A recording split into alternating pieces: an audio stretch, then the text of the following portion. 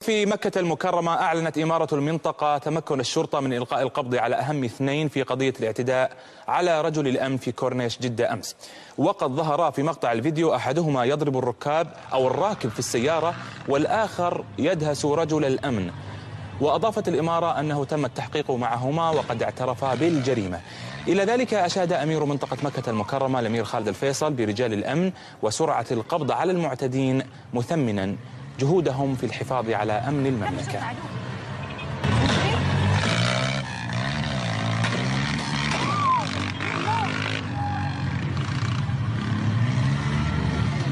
هنا وقعت هذه الحادثة بحي الحمراء بشارع المعادي غربي جدة، حيث اعتدى 8 أشخاص من سائقي الدبابات النارية على رجل المرور العريف عبد الله عسيري، والذي يبلغ من العمر 29 عام، بعدما حاول إيقاف أحد المخالفين للأنظمة من خلال تأجير الدبابات النارية لمرتدي الكورنيش.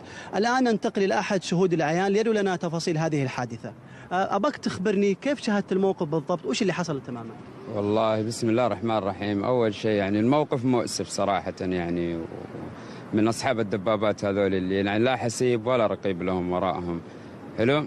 فإحنا جينا على نهاية الموضوع عندما قام أحد المجهولين بالصدم العريف عبد الله عسيري، يعني في محاولة أن نستوقفهم، لكن كل ما حاولنا يعني استيقافهم أو أن نتجه عليهم كانوا يلفوا على المواطنين بالدبابات، يعني ما يقارب 8 دبابات.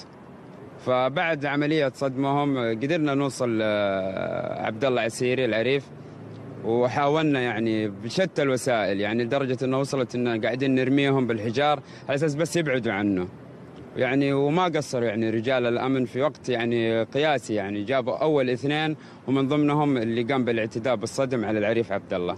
أباك تحكي لي كيف تم القبض عليهم وفي أي مكان بالضبط ومتى؟ أول واحد يعني في نص الخط، يعني قبل اللهم صل على جهة الأنتر.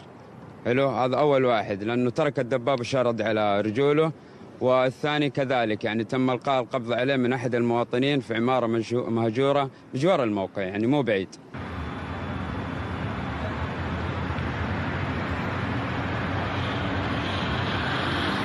بعد انتشار فيديو الحادثة عبر مواقع التواصل الاجتماعي، والذي لقي ردود أفعال مجتمعية كبيرة، استطاعت الجهات الأمنية خلال ساعتين القبض على 2 من أهم الجناة، وهم من الجالية الأفريقية.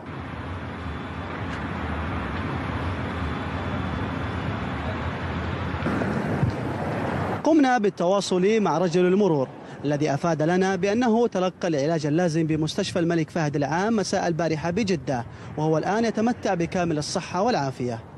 سلطان السلمي، MBC، جدة.